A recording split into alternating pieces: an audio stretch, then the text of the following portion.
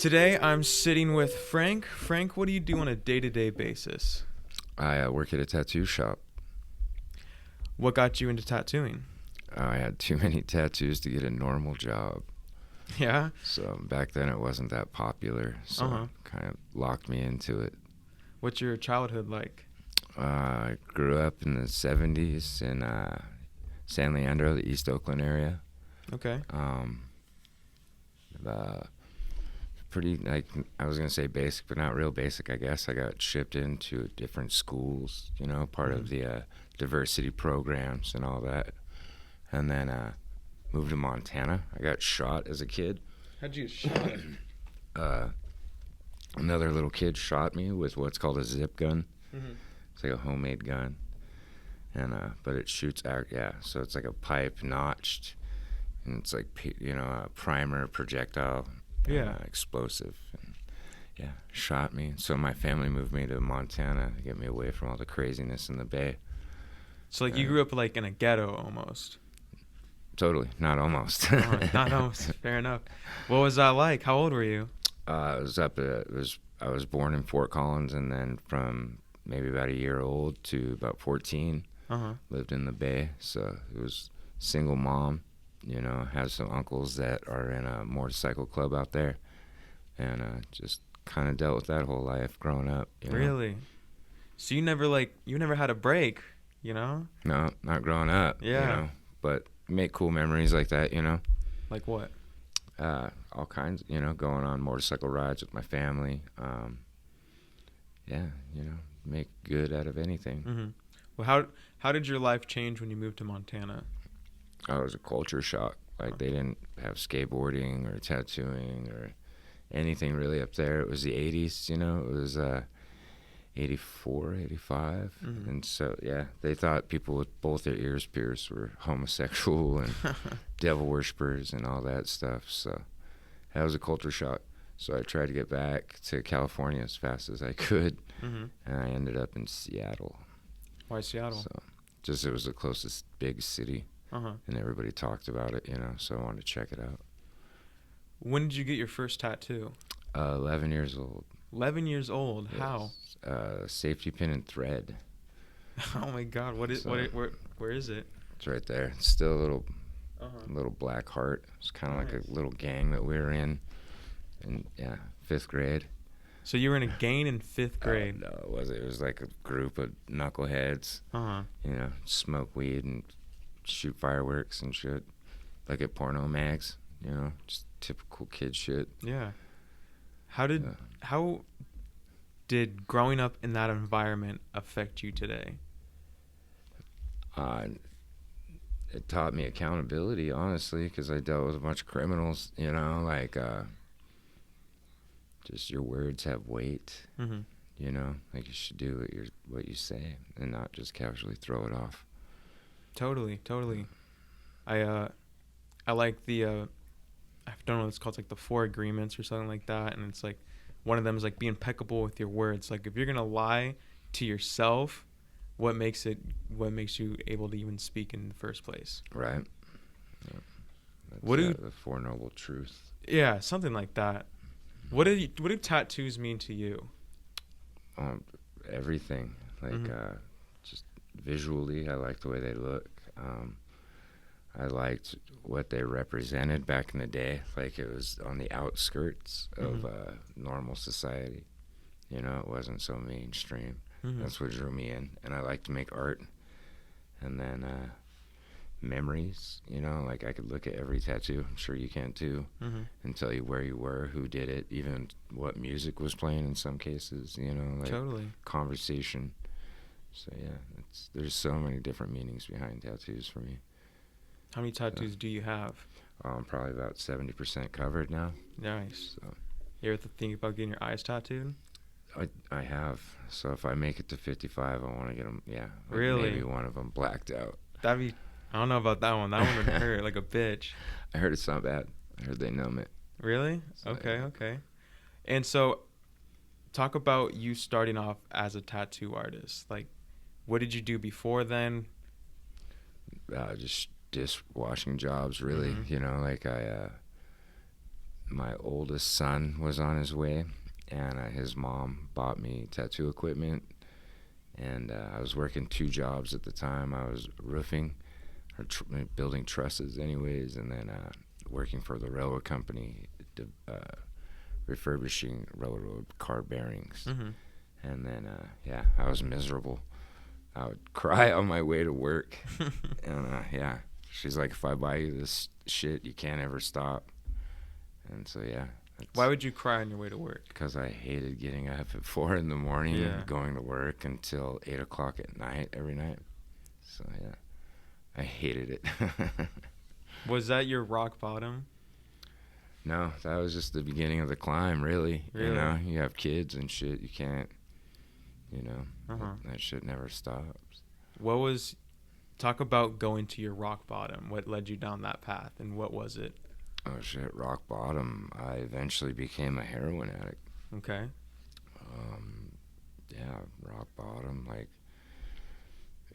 that's 2 grams a day, robbing people, stealing, not being honest with myself, and the people that cared about me. And, a good friend of mine said, I know you're still in there. I hope you pull your ass out, of this. And, just one day it did, and I got away from it. So I knew I wasn't going to live much longer if I didn't, and I didn't want to live much longer that way either. Why heroin?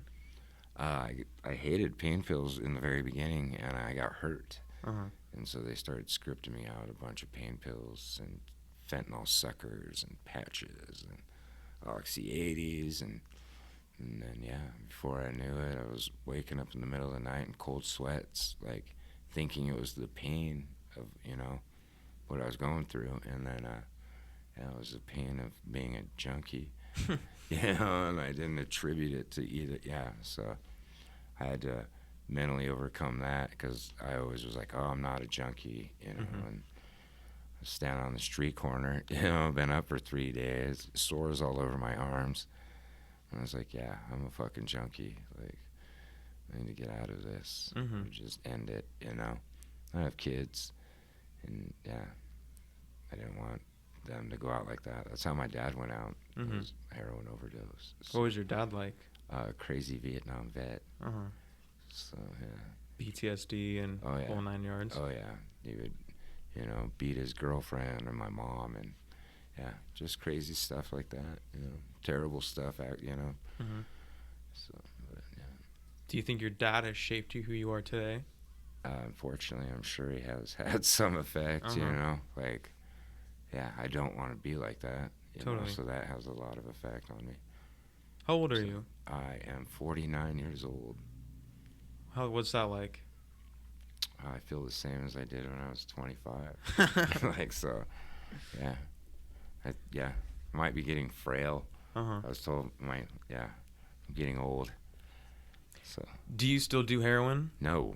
No? God, no. I don't even, I try not to even take Advil if possible.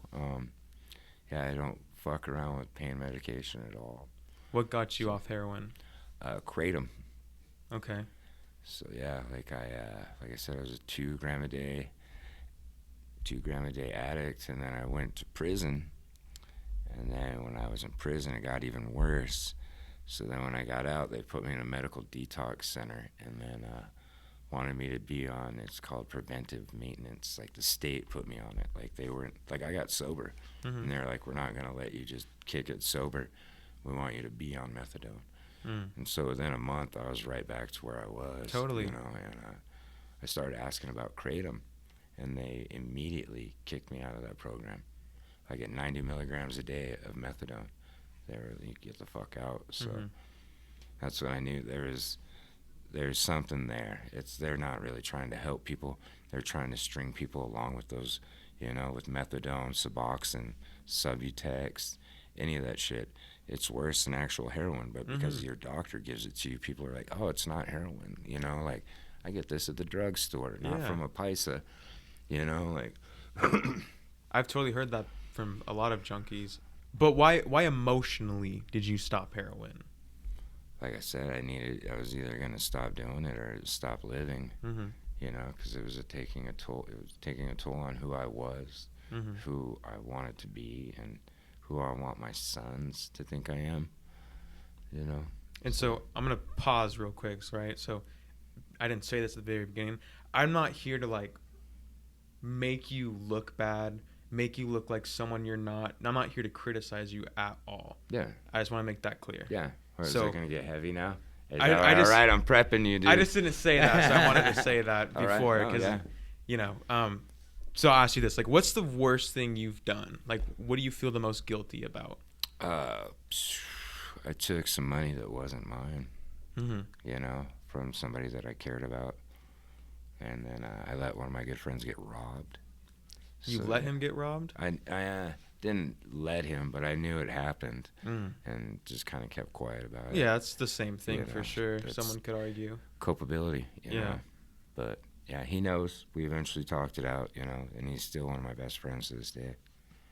Thank God. Yeah, right. Nice ass guy. What is forgiveness to you? That's a hard one, you know, because you know ultimately everybody wants forgiveness, but yeah, with the things I've been through and the way that I judge myself, it makes me judgmental on other people, Mm-hmm. and so it's hard for me to forgive. Like learning how to forgive is a big thing. Mm-hmm.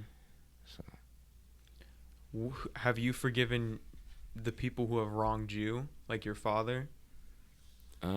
to some extent, you know, and I think that would be a lifelong process. Totally. You know. When's the last time you talked to your mom? Oh, she passed away about 9 years ago. From So, what? Torn aorta. What is that? It's like something that happens super easy, but it's the main artery in your heart. Oh, wow. Tore. Smoking, coughing. Okay. So Okay. yeah. What do you look back on in your life? What's your proudest moment? Oh shoot, my boys. Mm-hmm. Beating heroin. Not going back to prison. You know, revisiting. Mm-hmm. What was prison like? It was garbage. It sucked. Mm-hmm. You know, it was in Draper, Utah, which was in the top 5, I think, most violent prisons in America. Wow. Right? So yeah, it's pretty political. It sucked, you know. But like I said, like if you treat people with respect and dignity, you know, regardless, unless you're a child molester, like I'll be cool with you. Mm-hmm. Other than that, like, yeah. So yeah, just treat those dudes like normal people, you know, and they're always cool. And I didn't get involved in the political shit, like. No So. prison tattoos? I have one from a friend, Uh-huh. just because I finished his bodysuit, and he was like an old gang member, old shot caller. So. What's the most dramatic tattoo you've ever done? Huh? Like dramatic in the meaning, or like Just any cool things you can think of. I tattooed this guy, and then the next week, this is like the most dramatic thing I can think of that's ever happened to me in tattooing. So tattooed this guy, him and his girl were together, and then that same week she went into a pawn shop a block away from the shop and asked to see a pistol. With people in the pawn shop, she put the bullet in the pistol, pulled a bullet out of her purse and put it in the pistol. Whoa. And shot herself in the face. That's crazy. So yeah. Why did she do that? Who knows? That's crazy, yeah. dude. But yeah, that's. I worked at a shop that was, downtown Salt Lake. There was always rowdiness going on, you know. And then the owners eventually bought a bar, and I had to leave. So I have a easily persuaded, you know, addiction. Mm-hmm. So I can always rationalize getting hammered or using, so I just avoid it all. So you're completely sober today? I smoke cannabis. Okay. Yeah. How's cannabis helped you? Anxiety, anger, because I've had a couple TBIs, like traumatic brain injuries. Mm. So I would get flash anger. Mm-hmm. Helps with that. Helps with hunger, tremors, like from head injuries. Yeah. Like that helps ease all that. So, yeah. What are your brain injuries from? Skateboarding and fighting. Skateboarding, fighting. Yeah. What kind of fights have you been in? Just street fights, so nothing sanctioned or anything like that. You know, I have a bunch of friends that are amateur and professional. So you go to Fight Club, or you're not supposed to talk about it? That's right. That's a secret. So yeah, just street fights, getting beat up a lot. So. Have you ever thought of suicide for the result of your life? Yes, I have. I've had 3 people very close to me commit suicide. What is that like? It's hard to wrap my head around in some ways because when I was in prison, I also became, it's called a QRT, Suicide Prevention Specialist. So I have my certificate in that. To some degree, I feel if it's medical, I think you should be allowed, but if it's just out of selfish reasons, you can always tough it out. I've been there. What would you say to someone going through something like that? You should hang around, just out of sheer spite. Yeah. See what else is gonna, come your way. See what else you can handle. Totally. That's what, just out of spite, make it. Who were the 3 people you lost? My grandmother, my aunt, and a really good friend of mine named Brian. Why did your grandmother? She was going anyways, and I think she just missed my grandfather. So Okay. she was on an oxygen machine. She just went in and changed the levels and took a nap. And It's a little romantic. What about your Irish? Other one? Is that what you said? Irish? Yeah. That's funny. Romantic. So, my aunt, like drinking and pills, and then a good friend of mine, Brian, had cancer. Sounds like you had a pretty hard life. Well, it's been a life, Yeah. I wouldn't, without, it's like bittersweet, I guess. What are some sweeter moments of your life? Oh, shit, I have all kinds, I've owned a shop, I have a bunch of amazing friends, like I'm blessed. I get a tattoo every day. Like how many people get it, I get to go to work and draw pictures and hang out with people I like. Totally. And listen to music, how could you be pissed off at that? That's true. Would you say it's about the little things, as cliche as that is? Absolutely. Let me ask you the podcast question. Uh-oh. Okay? It's question, so I'll start with the right. first one. Why is there birth? Ooh. Well, there's the obvious, like, sex or whatever, but like, is it? Yeah, I have a bunch of weird thoughts on this. So how do you share their weird thoughts? Just spitballing, Yeah. Now, how do you know you didn't do this? Like a reincarnation. Yeah. Yeah, my friends at the tattoo shop call me tinfoil hat.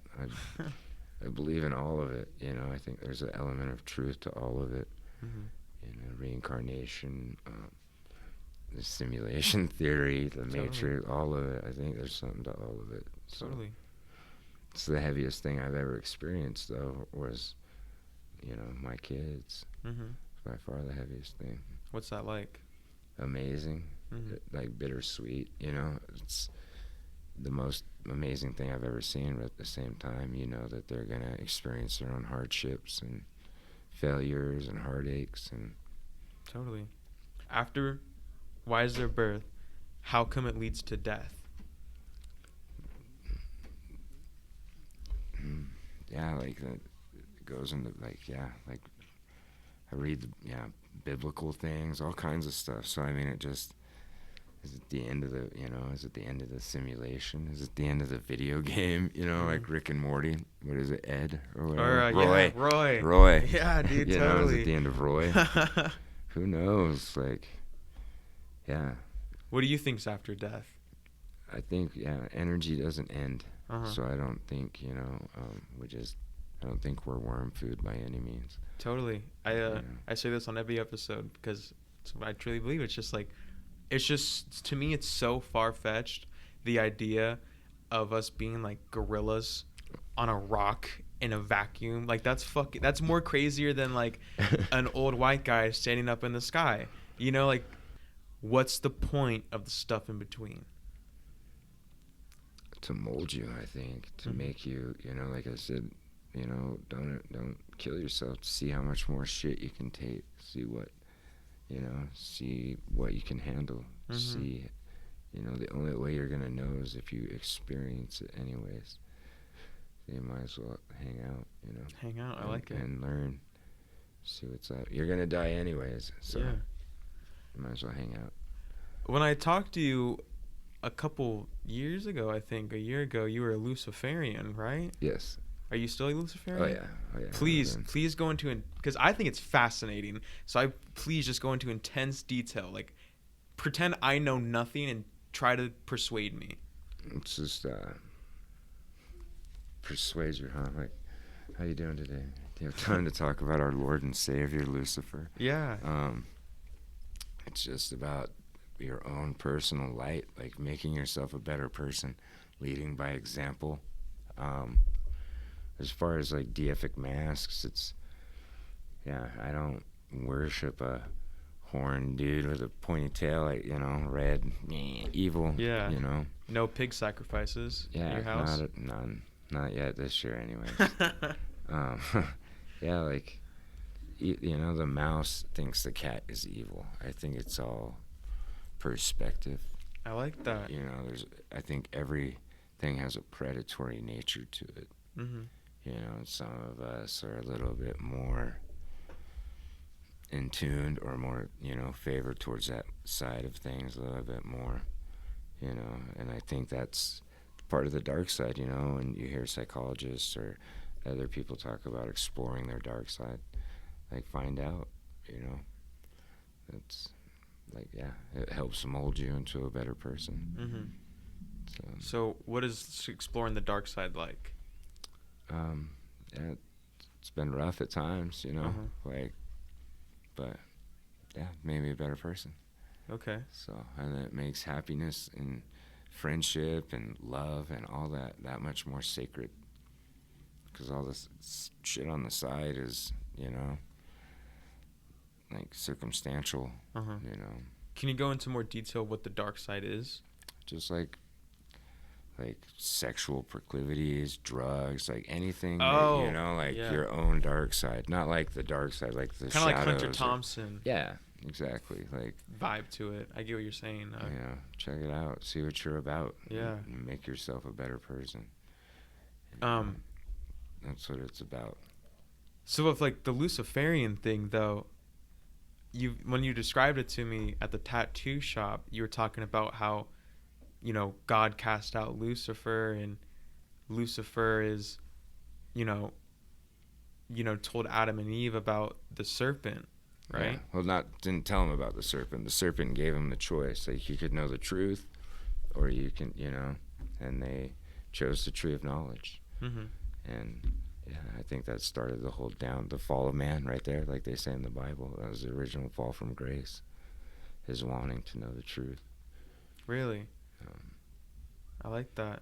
That kind of makes me a little nervous for my podcast then. It's the whole thing about it, right? Right. The truth is not a bad thing, It's all perspective. I don't think, like, what I believe in, I don't think it's like demons and devils and all that. Like, the word demon comes from the word daemon, which is true will is what it means. Wow. I didn't know that. Like that inner voice that you hear, your inner dialogue. Yeah. Like when you go to do something and decide not to do it, and then later on you're like, shit, I should have done that. I should have listened to that voice. That's your demon. Yeah. Yeah. Become totally acquainted with that and follow your instincts. Not only are you, like, you're an animal, but through learning, we've become the worst animal of all. But truly. Still follow your instincts. It's interesting you say that because, for someone that is super Christian, they'd say that's God talking to them. And for me, I say that's like intuition, right? Absolutely. So how do you feel towards Christianity then? I harbor no ill will.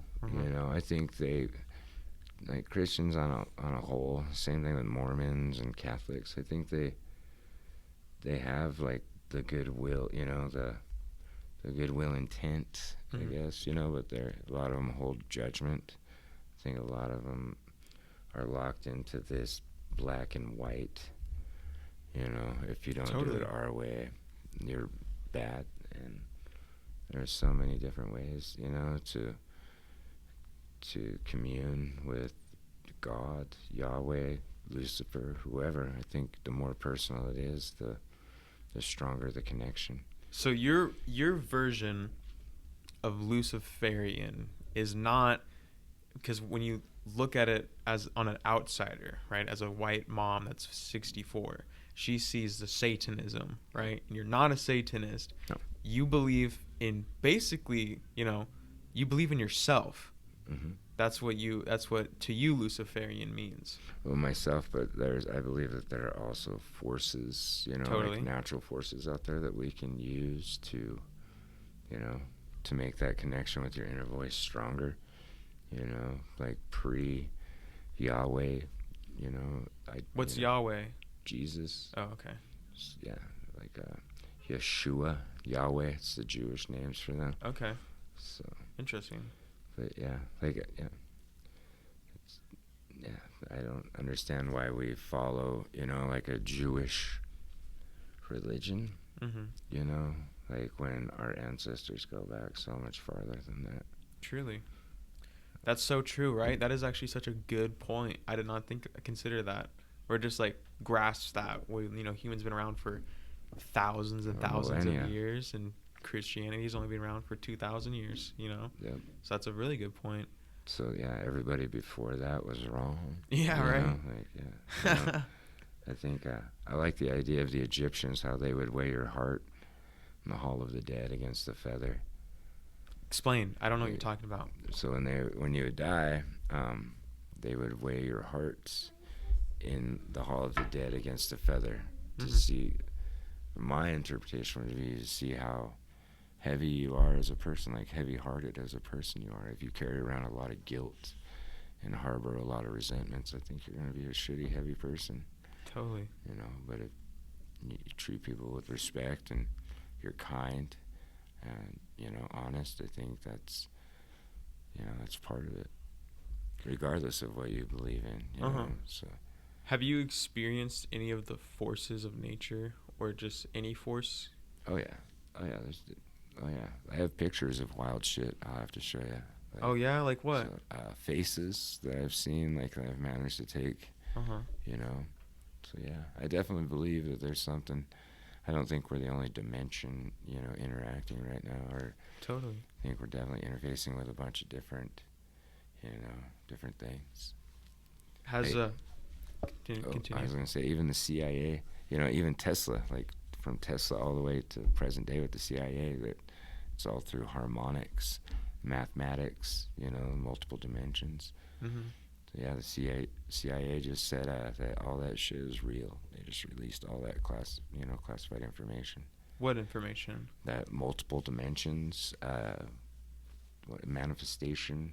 Yeah. It's like 2 months ago, maybe 3 at the worst. Really? Yeah, declassified all that. Like about the same time as the UFO stuff. What UFO stuff? They were starting to declassify UFO stuff, like, you know. So yeah, that, you know, like different pilots and different stuff like that, like releasing footage of, you know, our airplanes interacting with UFOs.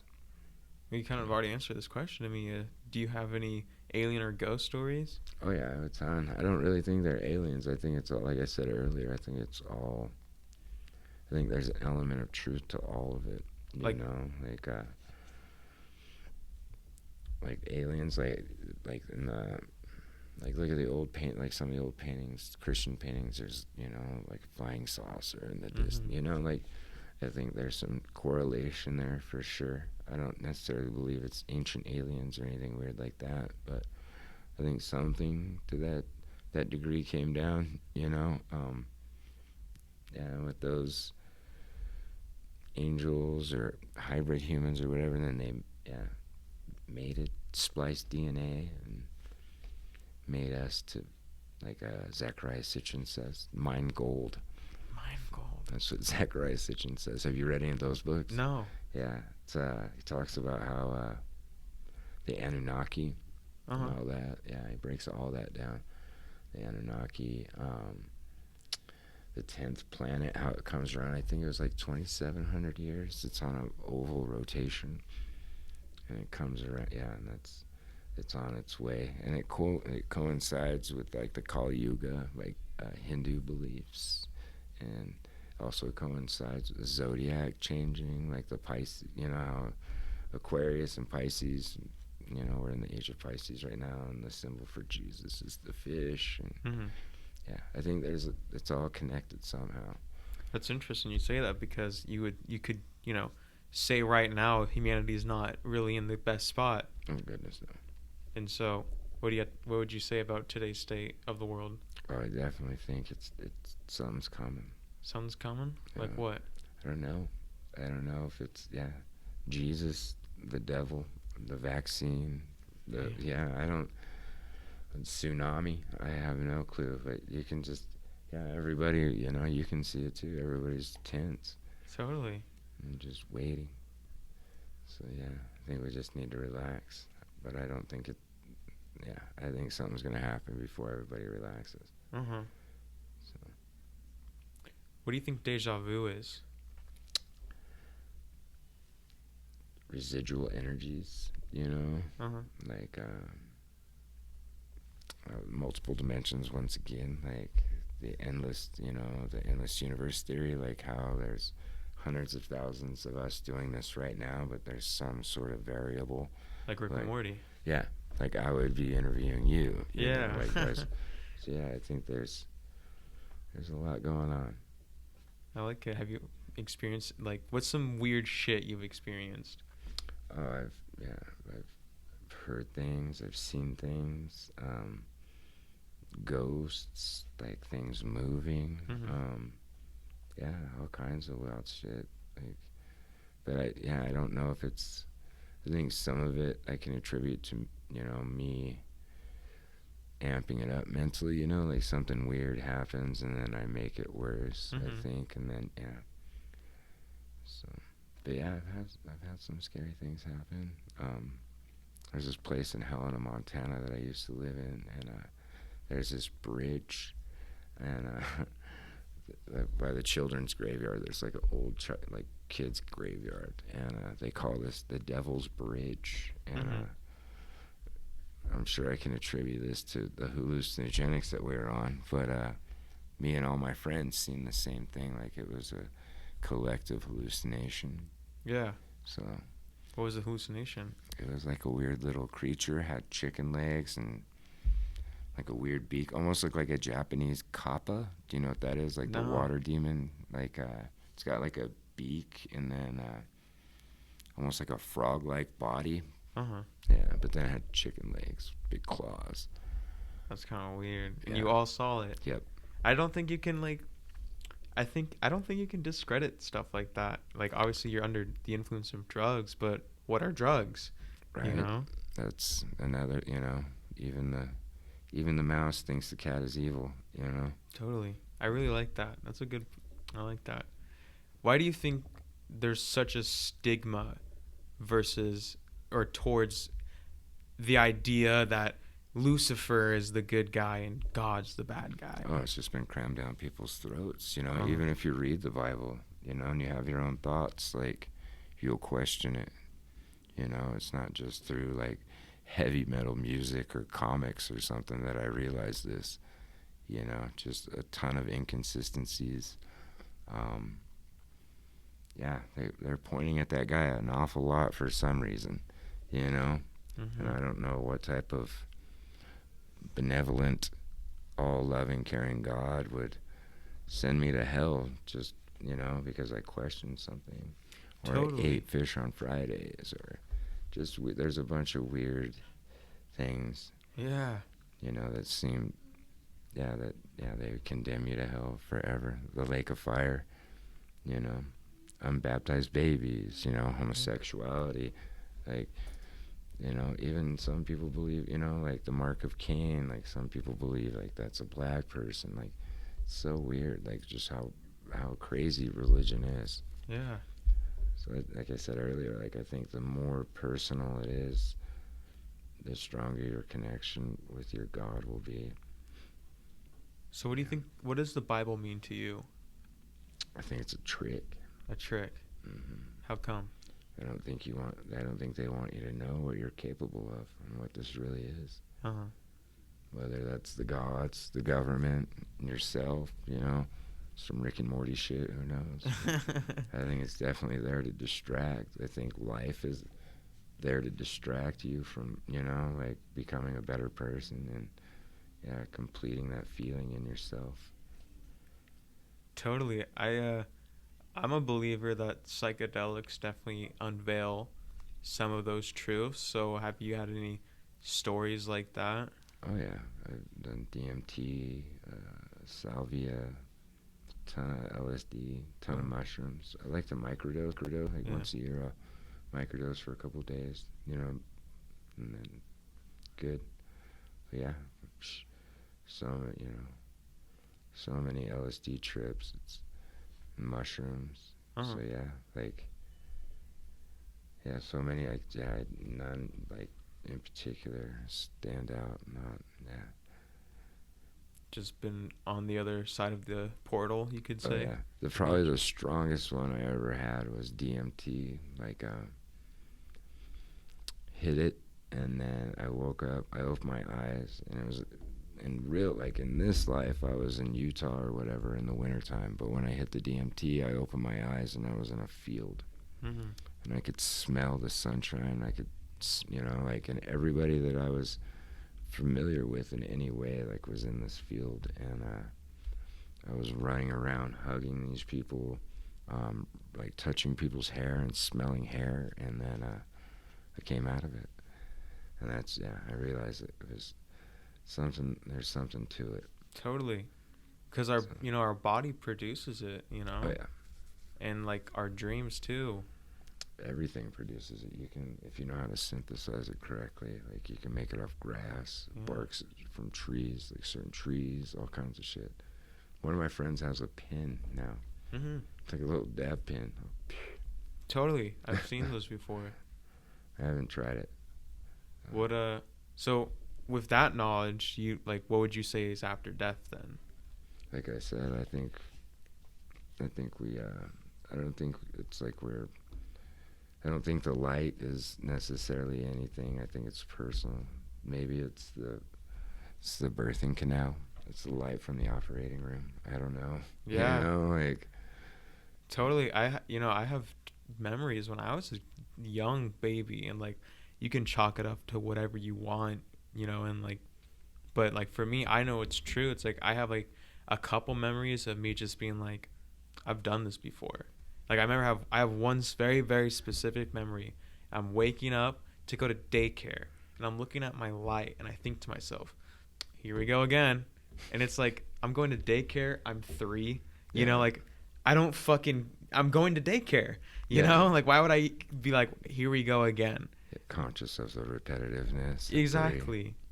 So like I have stuff like that, and like deja vu, I totally think is just like I think deja vu is energy, demons, angels, whatever you want, being like, hey, listen, like you're going down the wrong path, or you're going down the right path. Because I've had like experiences of like super bad deja vu and super good deja vu. oh yeah, no, exactly. Residual energy. Mm-hmm. Yeah, so I think like some ghosts are like something has happened in that spot so many times that the energy just stays there doing that same thing. Totally, totally. What's your future looking like? Oh shoot, pretty open. Live in the woods, hang out with my girl and my dog. Uh huh. Work at Artful Dodgers in What's Coeur your d'Alene. What are your kids up to? Oh, my oldest is in the military. Uh huh. He's in Texas, and then my 2 youngest are in Utah with their mom. Nice. So yeah, that's it. Just chilling. With all the stuff you've come across in your life, what advice would you give someone? chin up, chest out, you know. Yeah. It always gets bad, but it always comes around, you know. That's what I think to myself anyways, chin up, chest out. Totally. I like it. Yeah, and if you always conduct yourself with, you know, like, honesty and integrity, like, regardless of what you do, like, you'll be fine. Shouldn't do any, you know, have anything that you're ashamed of, or have to hide, or, you know, and treat the people that you care about sacred, you know, because that shit is sacred. Totally. Is there anything else you'd like to talk about? No, that's it, man. This is cool. Cool. Well, thank you so much for coming on. I hope you enjoyed that episode. Be sure to follow my social media accounts for news and updates on future episodes. Links will be down below.